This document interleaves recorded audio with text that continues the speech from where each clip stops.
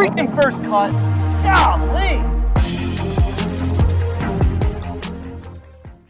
Welcome to the First Cut Podcast. I'm Rick Gehman, and this is your round one recap for this week's Genesis Scottish Open. Joining me to break it all down, it's him. I've got him. Patrick McDonald is here. Patrick, good to have you. Him. Rick, you're too kind. I believe that's a term of endearment these days, per the kids online. Great start to the Scottish Open. We got a little weather, a little wind mixed in there late. I think that might persist as we progress into the week, and it should make for a fun one. Have you considered that we could mash up our names into Patrick McGehman? I've not, no. Because you have Rick in your name. That's my name. Is Rick your full birth name? No. Richard? Richard is, yeah. Richard Gehman. You know what I don't like? I don't like Rich. I can see that. It's not for me. Yeah. Okay. Is Rickie Fowler's real name Richard? Question? No. According to Wikipedia, which is obviously the authority, his full name is Rick Utaka Fowler. Yeah, he's got a little Japanese blood in him. I know that, just like myself. I think. Yeah, we're both rocking 25%. Hence the great hair, I believe. That makes sense. But his first name Rick. Interesting. You don't know. There aren't many on the birth certificate Rick. Out there. It's rare. Well, we'll get to Rick because he played well at the Scottish Open, but you alluded to this already here, Patrick. The golf course played just a shade under par, about a quarter of a stroke. There was not a super tangible wave advantage, maybe 0.2 of a stroke better in the afternoon. The wind was more sustained throughout the day, and then forecasts, obviously, they can change at any moment. Seems like it's going to be, especially on the weekend, Sunday is going to be quite breezy. So yeah, Sunday is the one that everyone's kind of circled on the calendar. I think winds up to 30, 35 miles per hour. And it's been ugly there before. You think about last year, there was a 61 in the first round, and then Xander Schauffele won at 7 under.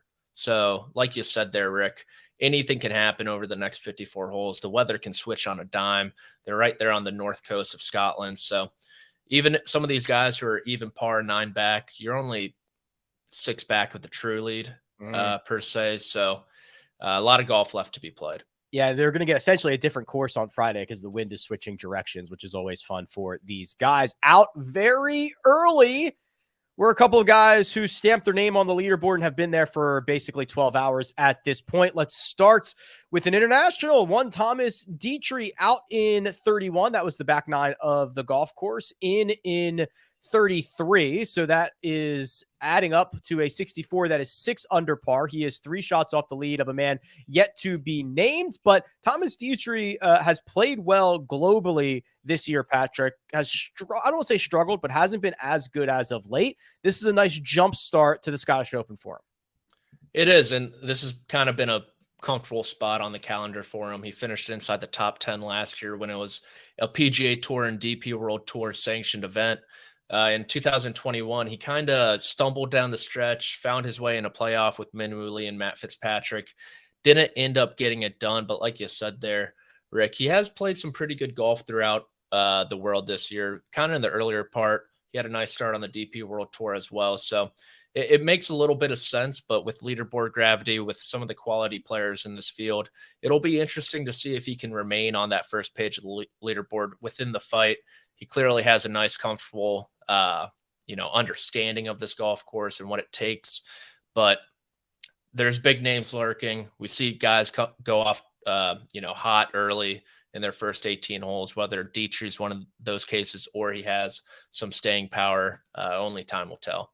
Yeah, he's kind of in that awkward little spot of the FedEx Cup standings. He entered the week at 51, which 50 will get you into the second leg of the playoffs, the BMW Championship. If the tournament ended right now, he'd be in 41st. So he's kind of in that kind of awkward stage. He's got a lot to play for, certainly over the course of the next 3 days. In 2021, Detry lost in a playoff to this man, Min Woo Lee, a 2 under 68 that, Patrick, boy, was pretty gritty because he opened up his day with a double bogey on a par 5, number 10. Not the way you want to start, but he was able to rebound, get it back to even by the time he made the turn and got in at 2 under on his second 9 on the golf course. So a very bad start, but I think dinner, as they say, will taste good tonight. Most definitely. And this is kind of part of the maturing process, he said after his post round. He's really working on not getting, I believe the quote was, pissed off at the little things out there. So a double bogey on a par 5 to open your tournament, I would kind of call that a big thing. So to show some resolve there, battle back, play the last 17 holes in 4 under. It kind of shows the maturity process of Min-Woo Lee, who, even though he's been around on the DP World Tour for a while, he's making a splash on the PGA Tour this year, first at the Players Championship. He's still only 24 years old. He's a young guy. He's like a year older than Ludwig. It's kind of just so weird to think about some of these guys' age, just when they come out, when they turn professional. So this guy's probably going to win the tournament in my mind, Min-Woo Lee. If I had to take a claim on anyone, he is my one and done selection. And he loves this golf course as his win in 2021, the Rolex Series event back then. But he just has this nice stinger. His ball is unaffected by the wind off the tee. The iron play will need to improve, but his short game's stellar as well. So it was a nice bounce back after a really bad start. And, I've got faith in him over the next 54 holes. I'm just going to read you his first 2 shot tracks of the day. This is how you start your tournament. 367 yards to left fairway bunker. That was shot number 1. Shot number 2, 3 feet 1 inch to left fairway bunker. So he obviously left it in there, Patrick, which is not the way you want to start your day. But good on you for bouncing back. Knowing Min-Woo like I do, I can only imagine he was taking a fairway wood out of a pop bunker. He probably was. Yeah, he probably was. He's sick. I love that. All right. Well, one of the biggies, one of the big boys got off to an early start and got off to a hot start. Rory McIlroy, not the tournament favorite, but generally second shortest odds coming into this week's Scottish Open, made 3 birdies in his first 4 holes, 5 birdies in his first 7. He would go on to card a 6 under 64. He is 3 shots off the lead, and I can already feel expectations rising for Hoylake next week. It's tough to heighten anticipation, expectations for Rory McIlroy, 9 years removed from a major championship, for next week, but a win would certainly do that, especially going back to the place where he last won it. Considering he's been Mr. Momo his whole career. He loves momentum, the bounce in his step. And you think about 2014, he went Open Championship win, WGC win, PGA Championship win. And that would, most certainly follow in the same footsteps if he would to win this tournament. Correct me if I'm wrong. Didn't he win the start before the Open Championship in 2014? Well, it's when the PGA was the last major. So he went Open, WGC, Bridgestone, then PGA in a 3 tournament stretch. He won them all. I'm going to look up something. I'm like 90. I think you're right. 94%. I'm giving myself an A-. I think you're right, but I need to see it for myself. So what I'm going to do is, God, this is the absolute worst website, OWGR. They probably spent $1 million redesigning this website, and it's absolutely horrible. Okay. Yeah, no, I was wrong. Why did I think that he won this? I thought he won the Scottish Open. He finished T14 the week before. Who did it? Phil? Phil won the Scottish and then his Open. I guess I got Phil and Rory mixed up, as I tend to do. That's going to happen, Rick, when we talk as much golf as we do from time to time. And look, I mean, it was a very good round. He was 5 under through 7. I think you could say it was a little bit disappointing when you get off to that start and you throw in an eagle there on your back 9 and you're only 6 under after 18. But he said he wasn't too confident with his putting abilities after the Pro-Am. He didn't like the pace on the greens. That clearly did not affect him today.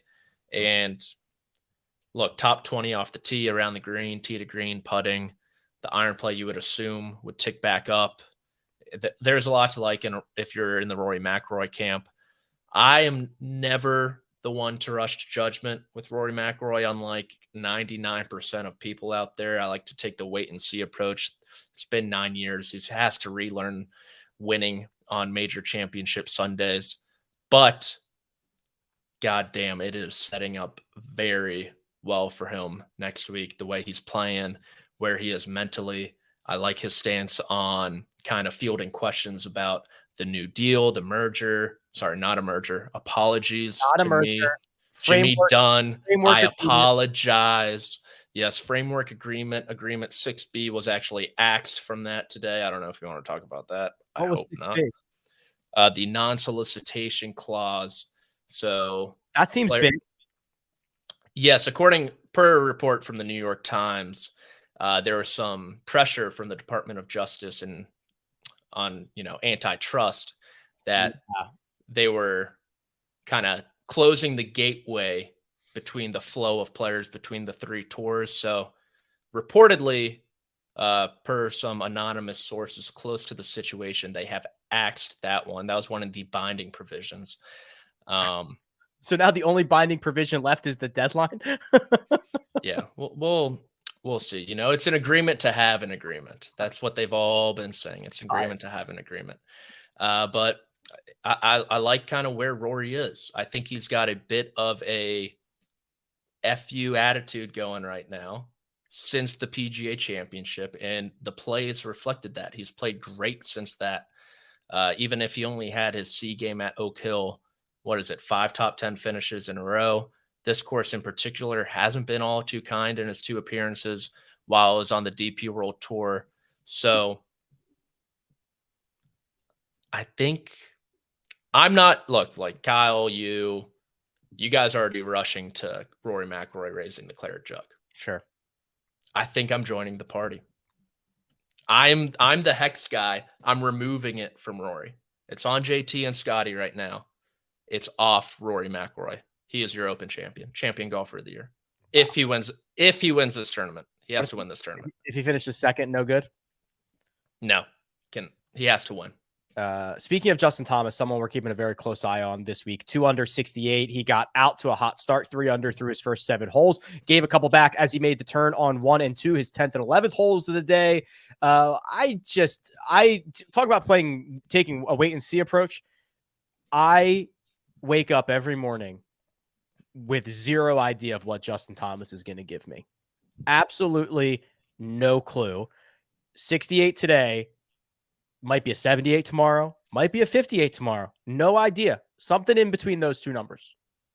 I mean, he's going to be giving you some great fits. I love the long sleeve polo. I love the color. They do a great job with them. Yeah. White pants are pretty risky out there in Scotland. You never know when rain's going to pop up. An English breakfast? That doesn't seem too easy on the stomach. Apologies to my friends over there. But yeah, like you said, he's becoming, I say this about a lot of players, but he is one of the top 10 most difficult players to figure out right now.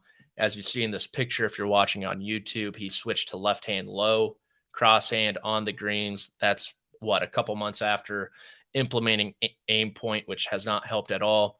He said to PGA Tour today that, he felt like a lot more putts could have gone in. He didn't know if he was going to be using cross-handed until today. From lag putting perspective, he ended up going with it. He still ranked outside the top 100 in strokes gained putting. Oh. So even if it felt good, even if it looked good, it really wasn't all too good. And the thing for me, Rick, is when you think about Justin Thomas, you think about the off-speed wedges that he has that are typically so saucy. But since the beginning of the new year, he's losing strokes from 50 to 100 yards. And then you think about him in his long iron play. He's been one of, if not the best long iron player on the PGA Tour since he has come out. He's losing strokes from over 200 yards as well. So when your bread and butter is not bread and buttering, and you're looking for answers on the green with aim point, with cross-handed grip, who knows? The good's going to be good and the bad's going to be really bad. And today was just one of those good days. Yeah, when you read between the lines, it's just there just seems to be so much chaos in the JT camp, whether it's not, I mean, how can you be 7 days out of an Open Championship and not know what putting style you're going to use? Like it's unfathomable. And there's so much of that stuff happening where he's trying new things, he's testing, he's tinkering. None of it seems to work, or if it works for a round at a time.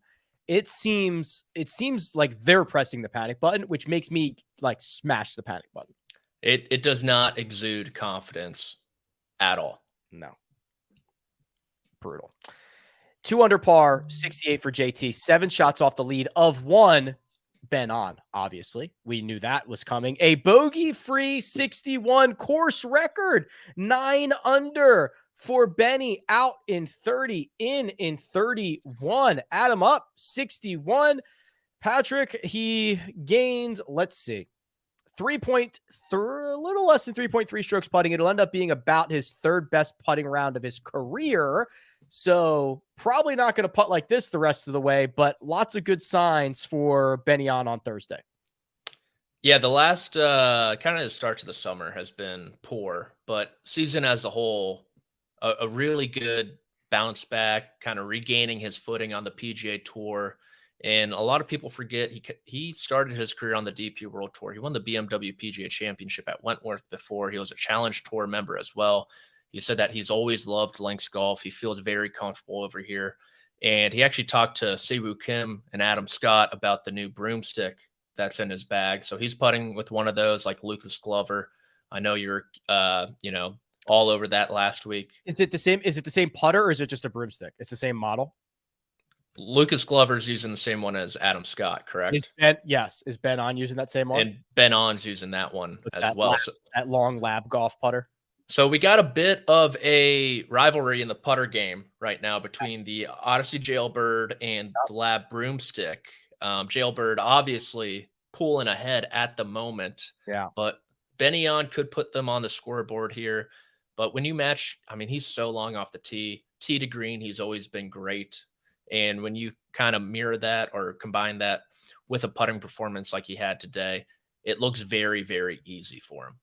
And whether he can continue this over 54 holes, history would suggest, statistically, it would suggest the putter is going to fall off at some point. When that comes, I'm not too sure, but it's a great start for someone who was on the Korn Ferry Tour last year, got his status back on the PGA Tour, and it could prove to be a huge week. I'm not too sure where he stands in the FedEx Cup standings. I do.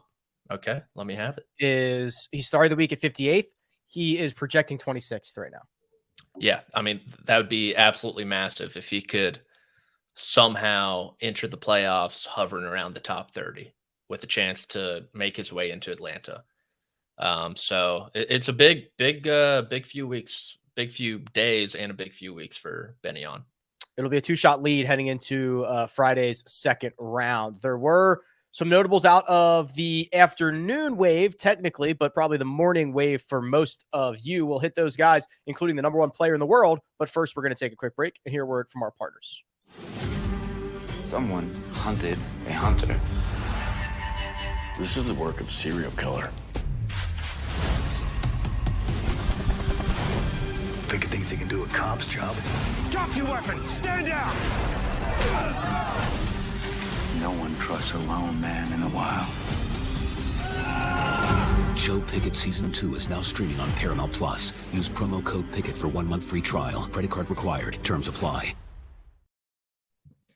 And we're back. Let's start with the man at the top of the official World Golf Rankings. His name's Scottie Scheffler, and it was a pretty, not really, actually. I was going to say it was a pretty Scottie-esque day. I meant with the putter. He lost another stroke with the flat stick outside the top 120 in strokes gained putting. Didn't hit it all that well, though. He lost strokes on approach. I caught most of the early part of this round, Patrick, and it's just, I mean, he had like a 6-foot putt on, it has to be one of the first 4 holes, maybe a little bit longer than that somebody else in the group had the same exact line, rolled it in. I think it was Lowry, and Scottie's never even sniffed the cup. I mean, it is just like, and the announcer's going, there's nothing in this. And he's just gotten the line. It's very straightforward. And it doesn't even sniff the cup. He's kind of just letting the field back into it, right? He's playing a little puppet master right now. You see the over par front nine. I think on number 9, he missed a pretty makeable par putt as well from around 6 feet below the hole. And I kind of just put my head down. I was working on some other stuff. And then I look up towards the end of his round, and he's 2 under par. He's right there. He's 4 strokes behind Rory McIlroy. And that's just who Scottie Scheffler has been for the past 2 years, pretty much, where he doesn't have his A game. He doesn't look great on the greens. Holy cow. He's 2 under somehow. Yeah. Like, and then on Sunday, it'll be, holy cow, he won. yeah. It's like, okay, are you even playing good right now? Like it doesn't really add up, but yeah, he's the best player in the world for a reason. 18 straight top 12 finishes, inside the top 30 right now. When you're a bad putter, is it easier on slow greens or faster? I think the general refrain is slower. And actually, Scottie had a good, I don't have the exact quote, but he mentioned this about 8 weeks ago. He said that on fast greens, there is less friction for the golf ball, and starting it out on any little degree that you're off gets exasperated because there is no friction and your ball continues to go in a route that you don't want it to go in. Slower greens have more friction, and it's harder to have putts get out of control, is the way that he was trying to phrase it. Okay.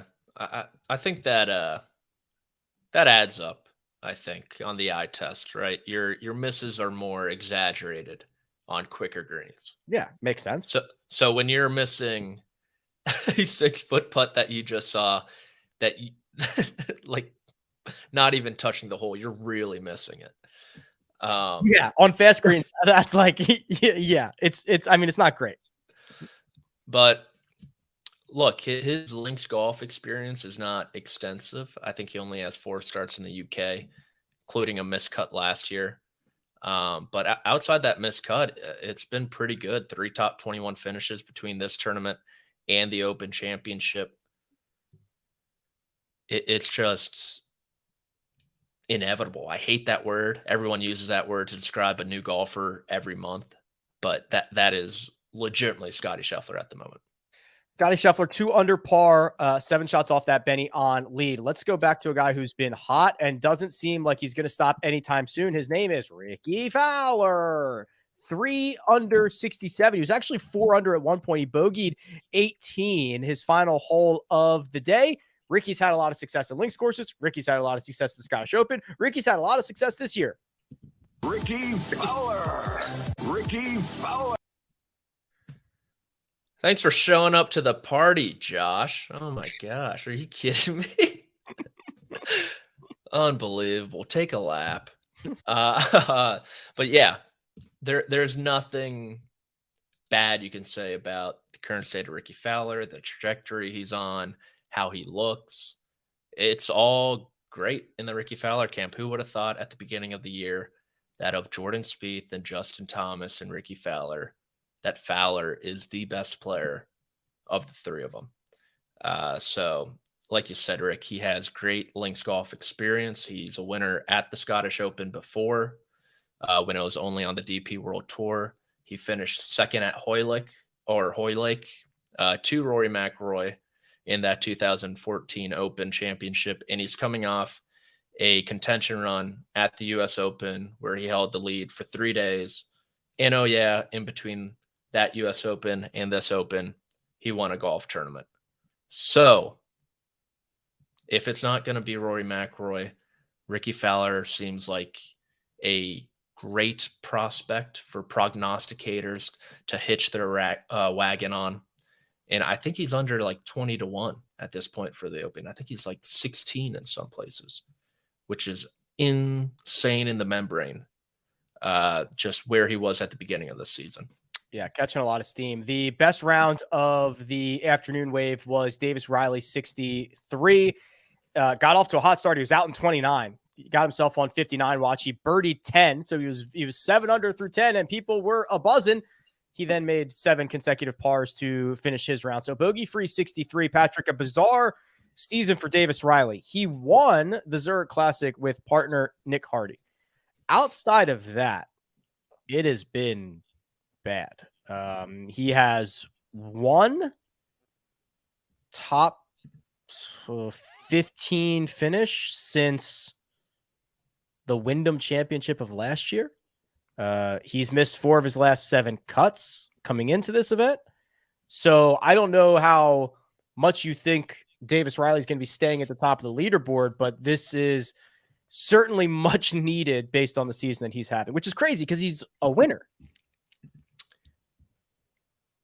Yeah, I guess. Half a win. And it's his first start. He hasn't played in the Open. This is his first Scottish Open start. So some of his first competition in links golf, and you turn in 29, you're 7 under through 10. You're probably thinking, holy crap, this is so easy. These guys are just playing pitch and putts over here. They don't understand the toughness of a course like, I don't know, Los Angeles Country Club. But yeah, I don't know how much staying power Davis Riley is going to have on this leaderboard, even though, like you said, he is a winner this year. He's 50th in the FedEx Cup. He's right on that BMW cutoff point. So a good week could go a long way for him, but I personally don't see him winning. Well, let's see what Vegas thinks about his staying power, because Josh has got the odds board ready, and he is going to fire that onto the screen in 3, 2, 1. Yes, nice. Perfect. Let's see. Davis Riley, 16-1, according to our friends over at Caesars Sportsbook. That is the 5th shortest odds, tied with Rickie Fowler. We also have at the top, probably no surprise here, the man, the myth, the legend, lurking, my brain. Rory McIlroy. Hell yeah, Rick. Plus 280.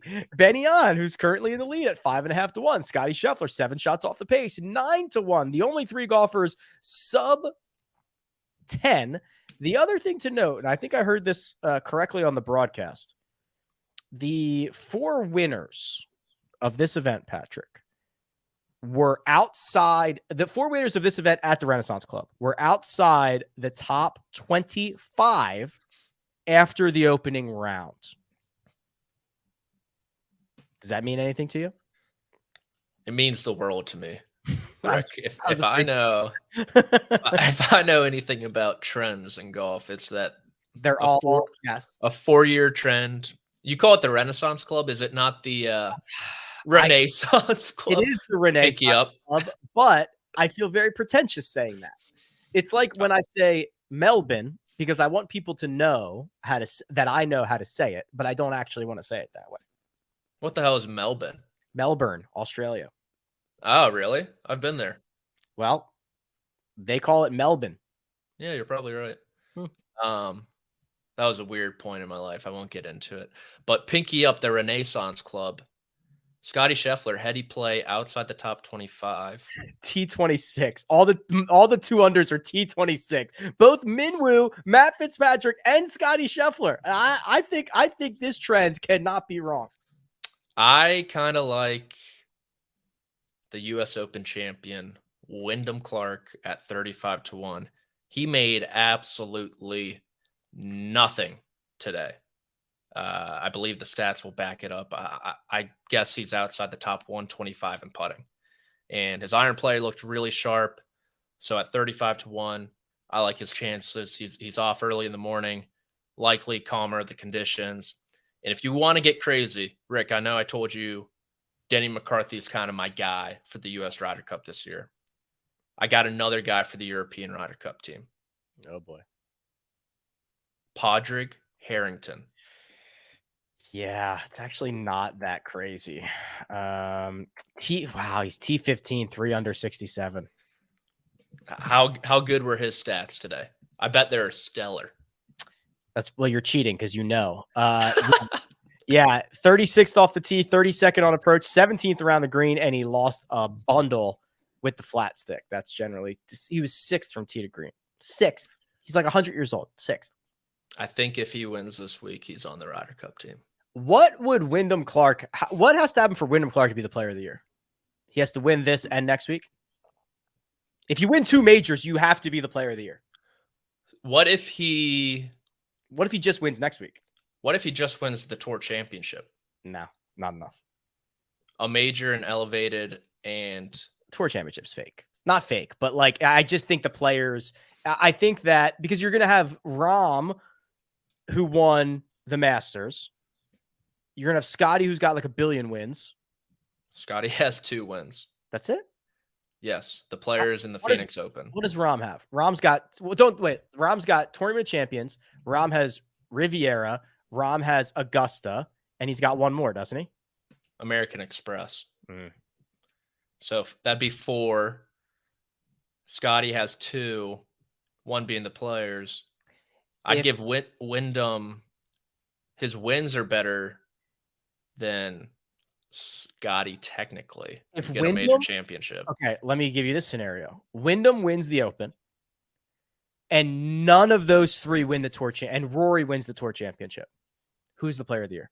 Rory McIlroy.